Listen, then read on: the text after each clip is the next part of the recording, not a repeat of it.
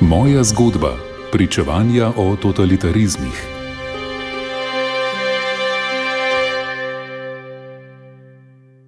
Dober večer, drage poslušalke in dragi poslušalci, z vami oddaja Moja zgodba.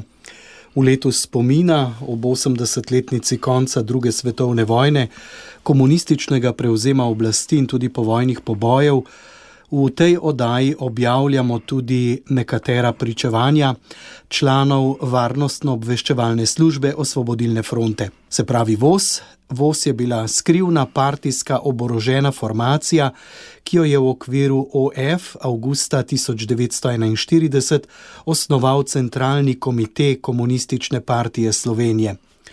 VOS je nastopala proti dejanskim in tudi domnevnim nasprotnikom partizanskega gibanja.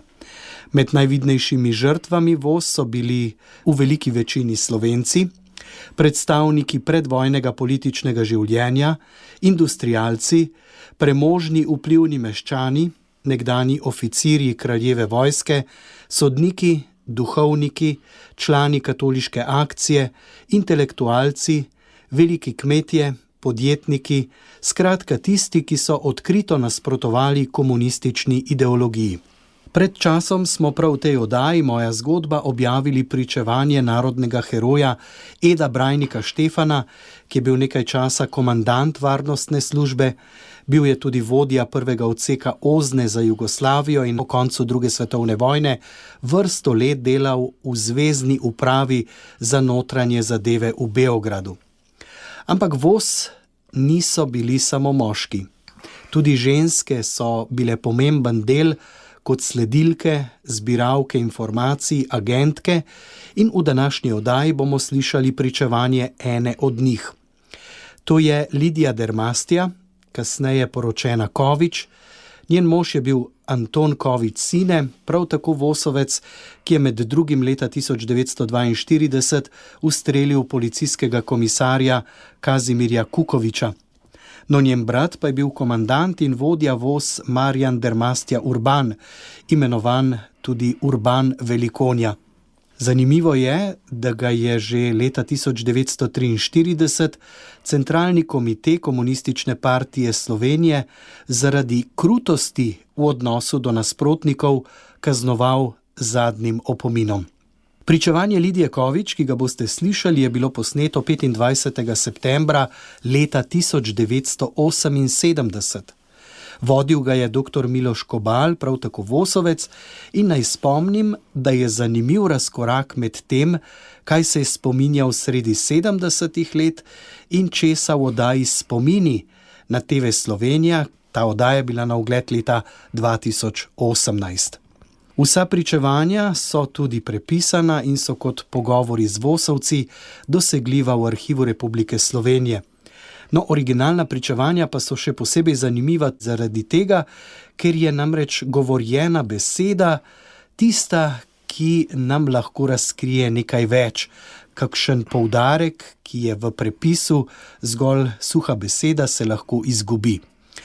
No, tudi nocoj je z nami znanstveni sodelavec Študijskega centra za narodno spravo, dr. Damjan Hančič, ki je svoje delo usmeril predvsem v raziskovanje totalitarnih režimov na Slovenskem v 20. stoletju in je tudi eden vodilnih raziskovalcev revolucionarnega nasilja v Sloveniji. Najprej dober večer.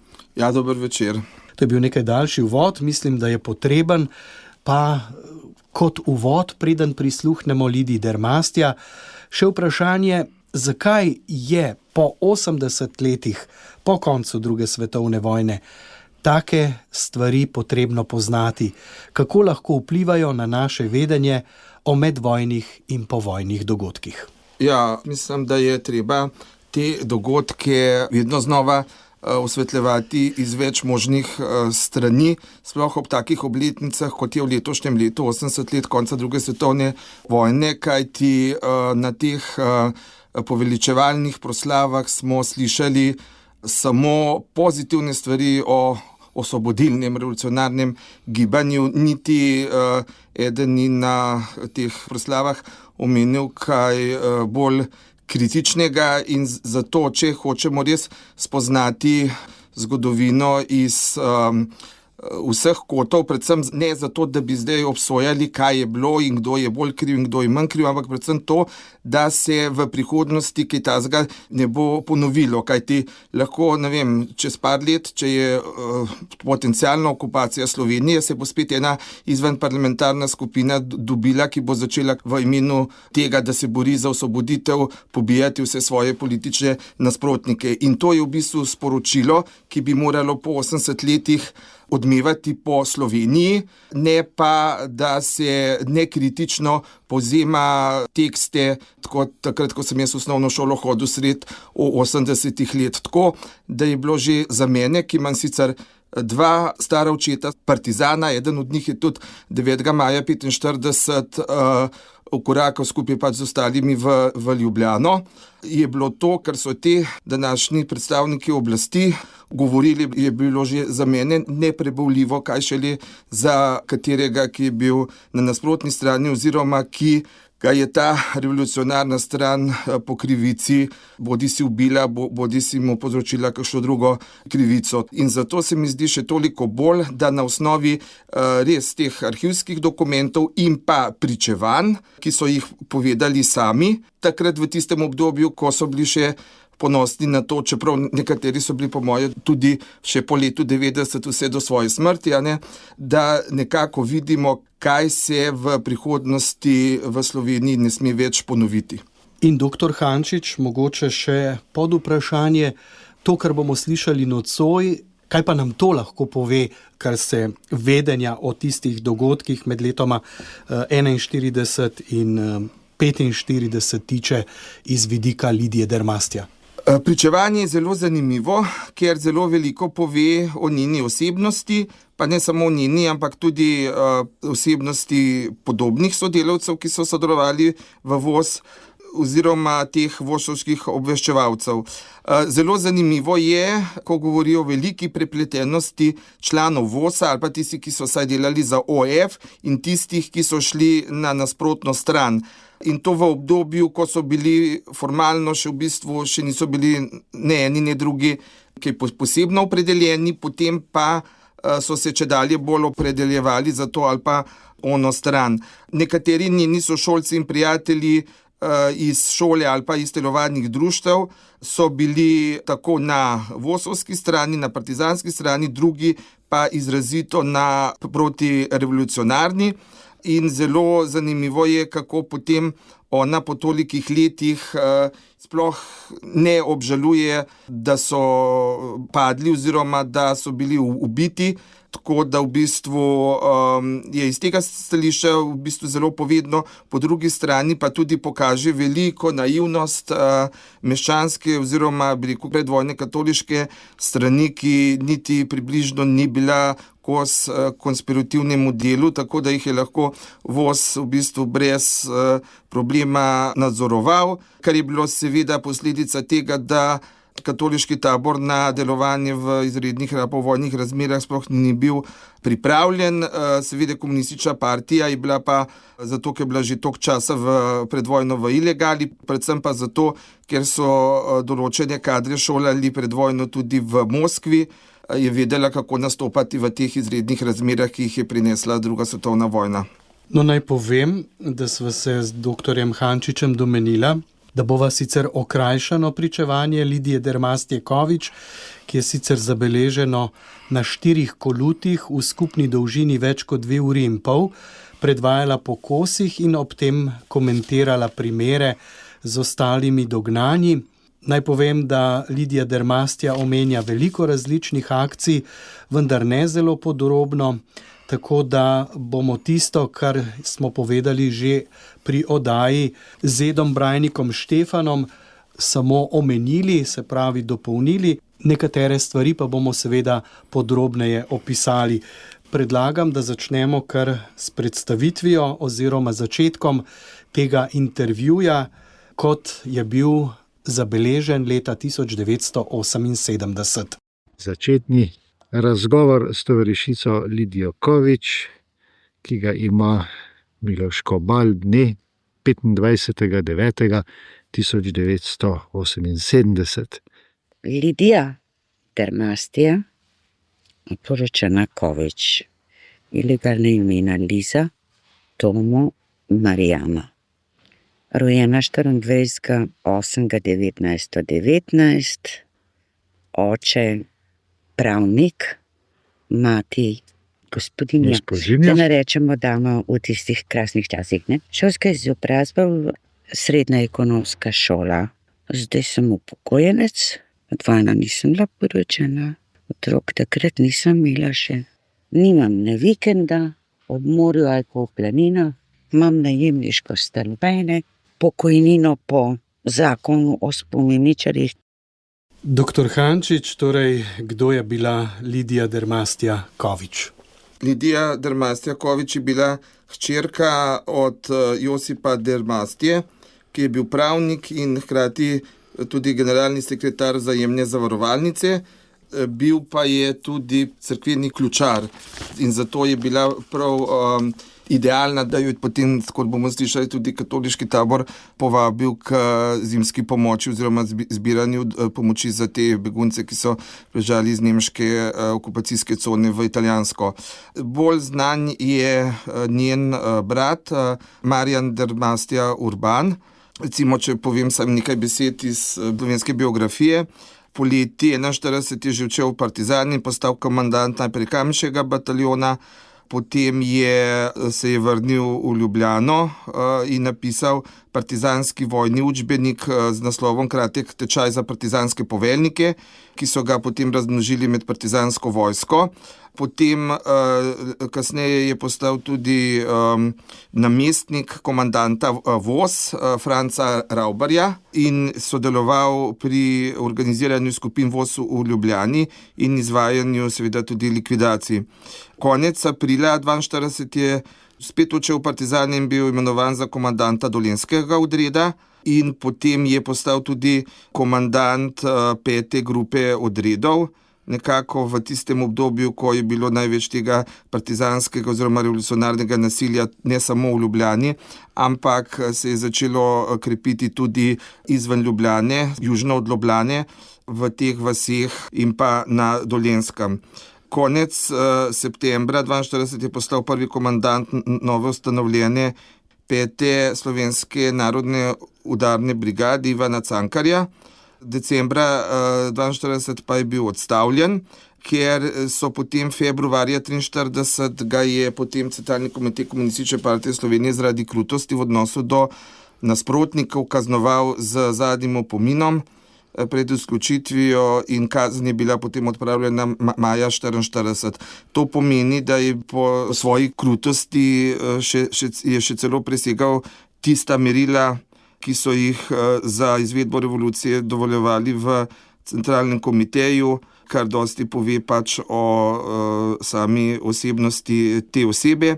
Drugače pa je bil potem Dermastja v drugi polovici 50. let tudi župan mesta Ljubljane in pod njegovim vodstvom so začeli tudi veliko teh gradbenih in arhitekturnih preureditev v Ljubljani, tako da se je njegova pot nadaljevala tudi potem po vojni. Če povemo potem še nekaj besed o možu Lidije Dermastja, kot je sama omenila, da se je šele po vojni poročila in je bil to Anton Kovič Cine, ki je bil tudi vosovec in je tudi sodeloval v teh vosovskih grupah, ki so izvajali atentate in med drugim je bil mogoče najbolj znan v času svojega vosovskega delovanja, da je bil v tisti grupi, ko so pripravili atentat v začetku oktobra 1942 na znanega policijskega komisarja Kazimirja Kukoviča, ki je bil v bistvu zadnji atentat, preden so potem čez nekaj dni naredili še tisti veliki, najbolj spektakularen atentat na bivšega bana Marka Natlačna. Zdaj pa spet k njenim besedam, kako se je pridružila partiji, tudi to je povedala v intervjuju, prisluhnimo. Bila sem član Spotiča, to je Savez bankovnih osiguravajočih trgovačkih činovnikov Jugoslavije in to koncem 39. leta. Sedež Spotiča je bil na Aleksandrovi cesti 5, današnji Cankarjevi 5, v balkonski sobi. Najemnik kompletnega stanovanja pa bil nek modni krojač in z ozirom na to, da so mi prvi dan vtekli v glavo, da naj ne povprašujem, ampak samo delam tisto, kar se mi reče, in naj ne gledam drugam, samo kamor je treba, tudi ne vem imena tega modnega krojača. To je bila pravzaprav legalna forma partije. Tam so se zbirali vsi, od Beblerja, Brileja, naših dveh, Mare in Urbana. Brunko Zvone je bil tam, Jerič je bil tam, Krajgerja oba, Vito in žena in morje tudi drugih še. No, tam so me kot ne toliko po letih najmlajšega, verjetno je bil Zvone Runko mlajši od mene, kot najmlajšega po stažu pripadnosti Botiču, so me uporabljali za kurirske posle. To sem delala skozi kaj do vojne, dokler mi je prišlo 27 marc. Takrat sem prvič v akcijo stopila, se drla tam po cestavi. So me ven potegnili, pa so rekli, tam malo ti 5 gor stražo držati, da jih ne boš kaj dobil po grbi. No, to je bila moje prvo srečanje s policijo. Doktor Hančič, kratek komentar. Ja, tukaj se kaže pač ta značilnost, ki je bila ne samo v VOS, ampak v vseh tajnih službah, ali pa recimo včasih so tisti, ki so bili še v jugoslovanski vojski, so sploh vedeli, da čim manj sprašujejo, samo izvršuj ukaze in ne preveč premišljati. To je tako. Drugač pa kaže pač na zelo dobro organizirano partijsko oziroma VOS-ovsko organizacijo, kako je delovala, kako naj se ne bi zanimala, kam gre delati, kamor so jo poslali, tja je pač šla in delala to, kar so ji povedali, ne da bi takrat sploh kaj dosti razmišljala o tem. No, zelo odkrito srčno Lidija Dermastja spregovori tudi o začetku njenega dvojnega življenja, namreč za ene je opravljala vohunsko nalogo, za druge pa pristopila k pomoči, ko so jo prosili kot hčerko cerkvenega ključarja. Pa prisluhnimo. Po sami okupaciji sem pa začela delati v ljudski pomoči. Mara je te stvari vodila, smo njihove zainteresirane ljudi spravljali po stanovanjih, hrano in tako dalje. Te stvari. In tako sem prišla z Romanom Golobom, ki se pa za njega točno ve, da je ekonom, odnosno te zvrsti človek, v zvezo. To traja tam nekje do maja meseca, neko tečen posel. Nekje v drugi tretjini maja se pojavi Naca Dominarjeva pri nas doma iz Bohorovičeve ulice, hči Peka. To so bili kasnejši belogardisti.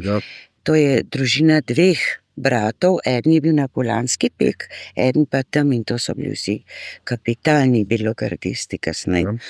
Dokazano z njihovim delom in z našimi dokumenti. Se ta ženska pojavi, je pa sošolka iz ekonomske, Pepetova hkrati in moja. In se pojavi tam pa nas in ja, ti si hči ključarja in tako dalje. Fotor je kot cerkev in ključarne v šempetrski župni.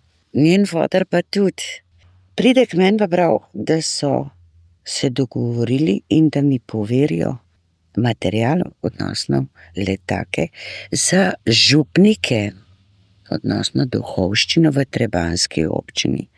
Jaz sem v tistem trenutku debelo požrla in gledam iz jedilnice direkt v zvonik šempetrske cerkve in kot po sreči se pojavi Ratajc, nekaj tam, in jaz pravim ne, ampak v tistem se spomnim, sem ga že polomila, kar sem pol jaz aplicirala na Ratajca, da na dol pade z zvonika.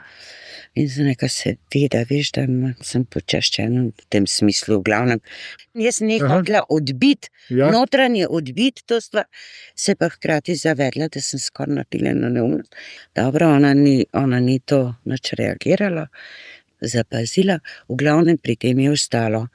No, ampak sem jaz večer Mari povedala, ko se je vrnila domov, na kar je Mara junaško nekaj krepko rekla, čez čas pa prav, no, se to pa ni tako neumna zadeva. Poslušaj, zadevo ti sprejmi, čakaj, ostalo bomo uredili mi. Zelo zanimivo, doktor Hančič. Ja, tukaj se vidi, kot sem že na začetku tudi povedal, ne, da katoliška stran je imela kakšne posebne taktike v začetku še, kako naj izbira svoje sodelavce, če gre za kakšne bolj take, bi rekel, politične akcije, oziroma tukaj so omenili, ne vem, letake za duhovščino v trebanjski župniji. V glavnem šlo se je za to, da je bilo že kar dovolj, če je bila hči cerkvenega ključarja, so razmišljali, no, sej ta je pa na naši strani. Ne.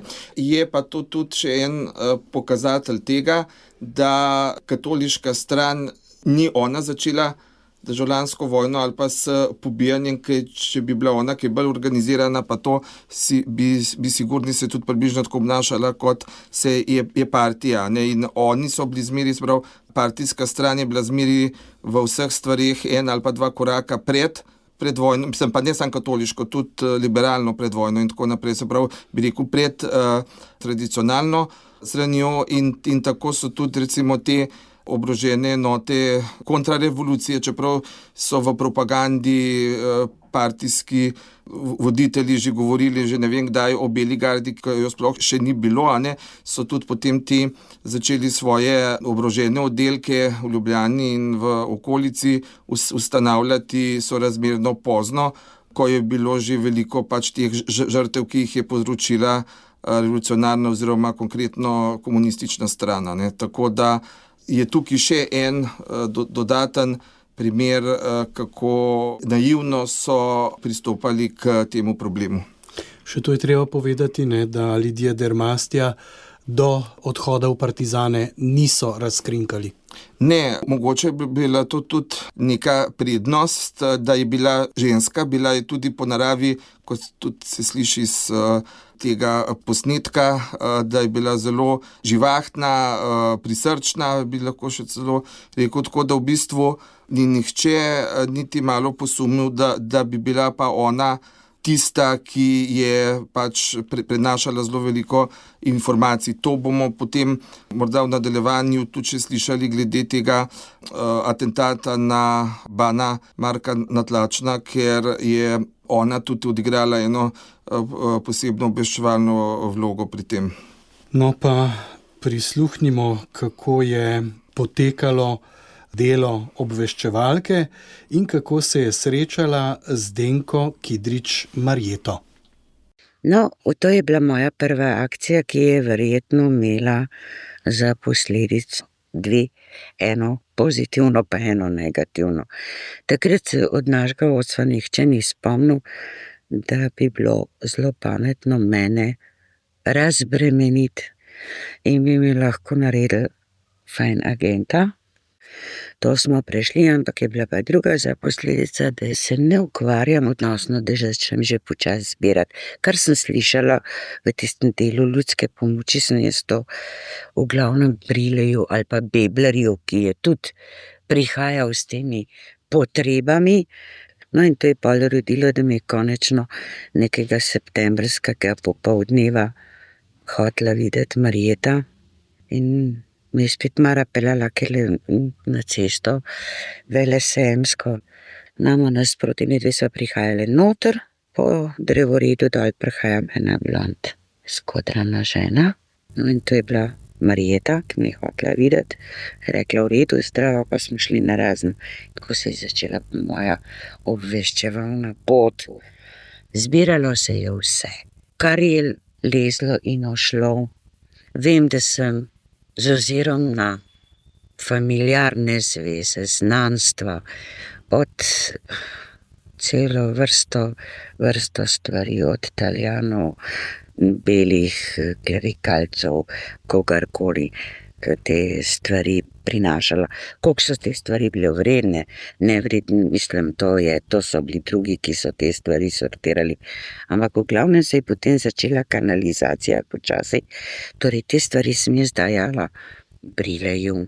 In počasi je čist neprimetno pa Marko Belin začel svoj lonček prestavljati oziroma se me po obveščevalni liniji prisvajati. Verjetno je to z vrha on dobil. Ma pa on takrat na zvezi še Mišota. To je tam nekje pozna jesen 41 pa februar 42. Ker 23. februarja v tem razdobju nekaj gre Marko Belin Pirjevec Anton ven in je predal ta belogardistično-klerikalni sektor Mišotu in s tem logično spadla v to mrežo, to vejo tudi jaz, ne? Jaz s temi svojimi informatorji, odnosno viri in tako dalje. Doktor Hančič. Ja, če začnemo na začetku, ko menjanje, da je mogla Zdenka Kidrič Marjeta prav osebno enkrat videti, to ne vem, ali je šlo za eno vrsto iniciacije, ali je šlo v bistvu čisto za praktično, da jo, ne vem, še malo psihološko preveri njen profil, sam glede na to, da sta se v bistvu samo, ne vem, z očmi videli, pa da nista, ne vem, da jo nekaj izprašvala, da bi še malo bolj kakšen drug profil ugotovila, ne, se mi zdi, da je šlo, ne vem, za eno tako formalnost. Drugače pa se vidi, ne, da so njo, to Lidijo Dermastja, da so jo v vozu imeli zato, saj sprva, da jih je obveščala o delovanju oziroma gibanju in mišljenju katoliške strani, ker je seveda, kot smo že prej omenjali, imela njen oče kot cerkveni ključar določene povezave in šele potem kasneje so to pač prevzeli drugi. Podobno so imeli tudi določene osebe, ki so jim poročale od liberalnega tabora ali pa, ne vem, socialdemokratskega predvojnega in tako naprej, tako da posod so imeli to. Ampak po vsej verjetnosti pač ona ni bila edina, ker so tudi pač po drugih kanalih pridobivali določene informacije, ampak tako se je v bistvu videli, da določene osebe, ki so bile nekako vpete v določen tabor, so potem, kakor so se izrazili, verbovali za sebe, a ne, da so potem prinašali določene podatke, a ne, in tudi, kot je rekel, ne, vse sorte stvari so zbirali in poročali, a ne, in potem so imeli že gor tiste, ki so potem analizirali, tako kot vsaka pač obveščevalna ali pa protiobveščevalna služba, da določene stvari, ko dobijo, potem analizirajo, pa potem vidijo, kaj je res in kaj samo tiste neke govorice ali pa to, a ne. In preden to potem poročajo višjim forumom ali pa pol, ne vem, tem vrhovom obveščevalne, a ne. Tako da v bistvu je bila v bistvu formalno zelo na nizkemu nivoju, ampak v bistvu je ona lahko prenesla zelo veliko količino informacij, no. Zdaj bomo slišali opis akcije preselitve partijskega arhiva, potem pa tudi, kako so recimo tihotapili orožje in še kaj. Prisluhnimo Lidiji Dermasti. Na javki je bilo, da moram kup dveh se na Resljevi cesti znajti. Jaz prijem, koliko ponavadi točno prihajam iz tega dela od Miklošičeve preko Pražakove tja na ta vogu, vidim že Mišota in po cesti gor od Resljeve prihaja pa še Zorka. In Mišo prav, zdaj gremo pa eno reč narediti, ampak pamet v roke, to je bilo vse. Gremo v Star Resljev kam. Tam nas je počakala ena zelo lepo uniformirana sobarica in nas pele na podstreho. Na podstreho nas pele in jaz zagledam smehljaj Ive Svetina. Ivo Svetina skupam enega materijala, enih kuvertic, enega kuvertonov štati, jaz znam, da je material v nevarnosti in da je to treba prenesti na več. Medve sami. Nimaš ničesar. Vem, da sem Mišota takrat krepko nazjala in sem mu rekla, da če je znal povedati za čas, da bi lahko povedal, da bi vse pištole s sabo vzeli. Ništa, medve so bile goli govcati. Materijala še pa še. kaj narediti, jaz se po postrehi ozrem in najdem eno staro vrv, ki je takrat za moje pojme bila kar v redu. Se neka vidva se pa okoli obrneta in midve sva si plašče slekle, se začele slačati in sem si jaz naredila trebuh, kot da sem v 8. mesecu. Prevezala se s tistim štrikom, torej to je bil en del materiala. Nekaj vem, da sem dala na hrbet vcaca modrc, sem to velike 2 kuverte, nekaj je vzorka vse na sebe stlačila in tako smo mi šli. In gremo mi čez celo mesto od tam preko Miklošičeve. Pridemo tlele gor na Aleksandrovo cesto mimo. Pravzaprav tako je bilo, mi smo šli iz Aleksandrove mimo muzeja, ker tle sem imel galerijo, tle pa karabinjersko poveljstvo, zapore in vse kako se zdaj prebiti. Mišo pa leti. Mišo gre pa pred nami, ker mi ne vemo, kam je treba iti. Pol imaš Avsenikovo vilo, ki veš, da je bila tudi trdnava, belogardisti. No, takrat mogoče še ne, to vam pa bila je že, tudi že. Pol naprej si imel Mladiko, ki je bila vojna bolnica, tako je danes. Vizavi pa policija, tako je danes. In Mišo kar brez glavo leti, si misli, čim prej se bom znebil žensk, ne. Se bi jaz verjetno tudi, ali pa ne vem, verjetno bi počakala, da bi videla, kako se to odvija. In jaz iz enega prehoda na Tratvarje dol se mi štrik utrže. In to točno pred Mladiko, mislim, na sosednjem Tratvarju, ki pa stražar stoji, veš, da so hodili stalno gori doli in jaz pa tisti trebuh, ker sem imela tak širok plašč, zarezane žebe, skozi podlogo primem in se tam nekaj zvijam, jaz sem kje vse skup. In ta Italijan, ta Sudet je bil zelo sentimentalen in je še lepo rekel: povera, signora. V tistem trenutku se spomnim, da stojim pred bolnico, da znata hoditi poklicati kakšnega doktorja. Z neka Zorka, zdajle pa šibi, kolikor se da. Se nekaj, ker jaz se bom naslonila na te, kot da izgleda, da imam res porodne krče, ampak šibi, kolikor se da. Zdaj pa rešiti, kar se rešiti da. No, tisti Italijan je bil verjetno tudi presenečen, že smo medve kljub vsemu tisto, da se jaz tam zvijam v nekih tobožnih porodnih krčih leteli. Mi ne vemo za to, da bi koga poklical, v glavnem nismo prišli na Vič. Je pa bilo to tako za mene frapantno, da se pa šele zavim mesta na Viču. In zgleda, da je bilo za mene to šokantno. Kaj nastane preznina. Vem, da smo pa to nesli na Javko, ki se je reklo slikar, se je res slikarstvom ukvarjal. Na vrtu nas je čakala tako iz leve strani na Tržaški cesti taka 1,5 nadstropna hiša, globoko noter v vrtu in tako v diagonali, ker je bil sneg precej visok še, je ena mlada žena, črna, sneg uravnavala, da nas je videla. Medve so to tam pustili in šli. V glavnem, kam je potem spet to bilo odnešeno in odkot je na to podstreho prišlo, jaz nimam pojma. No, to je mimo, to je že čist taka varnostna akcija, ki pri nas se skozi neki oboje prepleta od nošenja orožja. No, to je bila ena takih večjih dovolj, da smo prej že orožje lifrali v remizo lokomotiv, ker jo je en mlad tehnik sprejemal, baznik Richard, meni se zdi, torej Riko ne se je zdaj nekje te pri Viatorju v službi.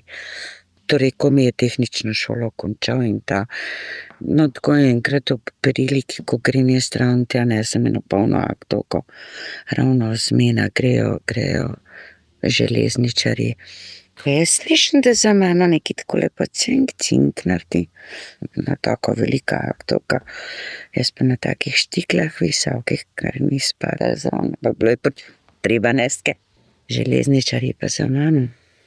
Pa 2 pretečeta, prav, gospodična, ne je bilo dobro, če bi tole malo spravili. Pa 2 seržerja pa nisem. Pogledam pa, ta tretji seržer pa že tako ven gledal. Ne, to je bilo, smo ga pol v muzej nosili, tle gor v Ackotovo stanovanje, kjer smo imeli prav posebne plohe. To je bilo iz 2 delov narejen, si narazen dal, je bilo pa ležišče za pištole, no to pa spet. Pa si šel v kofina dama, pa si ti sploh nesel, ne. No, vse v okupaciji je bilo vse mogoče. Tako, dr. Hančič, slišali smo pravzaprav opis 2 akcij, ne? Najprej preselitev partijskega arhiva, potem pa še, kako so tihotapili orožje. Ja, to je zelo, bi rekel, pomembno, pa dragoceno pričevanje, da v bistvu nekdo, ki je bil po tej hierarhiji najnižji, da nekako opiše, kako je to konkreten primer ene akcije, v bistvu neoborožene oziroma ne take, da bi potekal atentat, ki bi se končal, ne vem, bodisi z ranjenjem ali pa s smrtjo.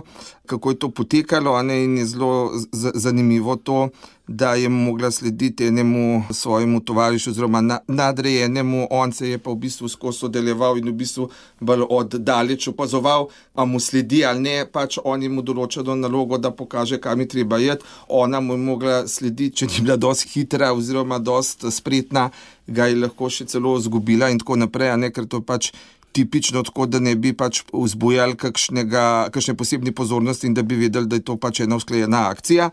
Zelo zanimivo se mi zdi, kako se je ona pač maskirala v 8 mesecev nosečo žensko in kako je potem bila tista nesreča, da se je ravno tam nekaj odprlo in padlo dol in tako naprej pred italijanskemu vojakam. To spet priča o tem, kako italijanski vojaki že tako nasplošno niso bili dosti pozorni na vso to pretkanost Osvobodilne fronte, po drugi strani pa je bil še en dodaten moment, da Italijani kot, ne vem, so veljali kot za velike džentelmene in tako naprej, sploh niso pomislili, da bi lahko tudi ženske sodelovali na tak način proti njim. Tudi že znano je, in tudi ena gospa učiteljica, ki je bila iz nemškega ozemlja 41. leta izgnana v Ljubljano in je potem več let med vojno živela v Ljubljani, se je še pred 20 leti, ko je bila živa, ona je bila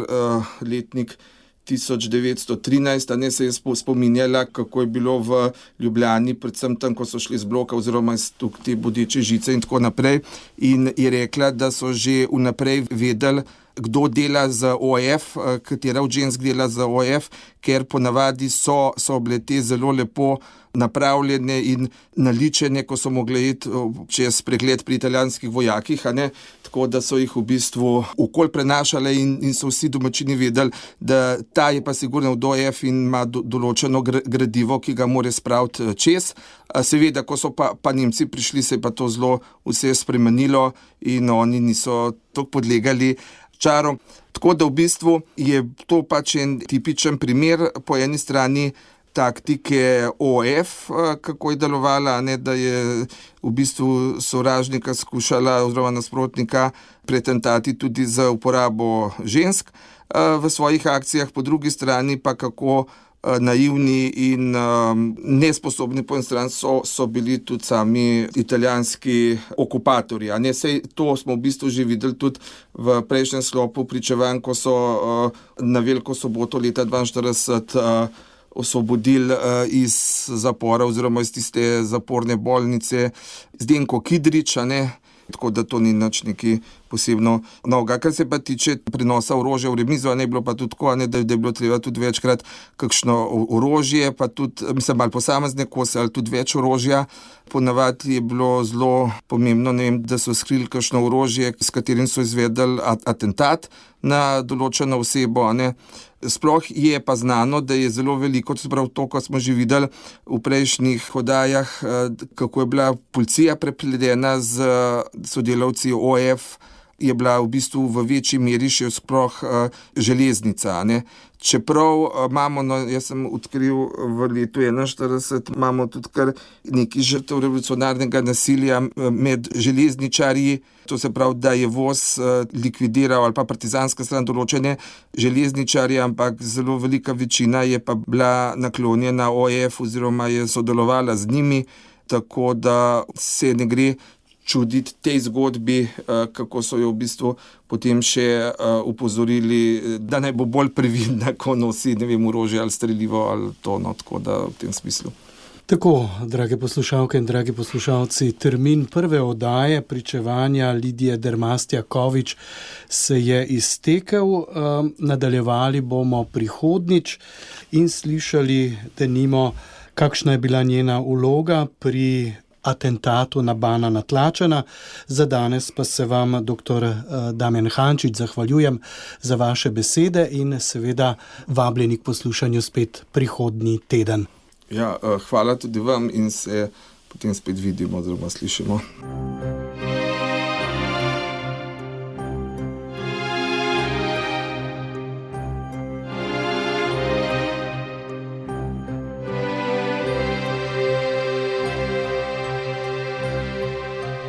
Moja zgodba. Pričevanja o totalitarizmih.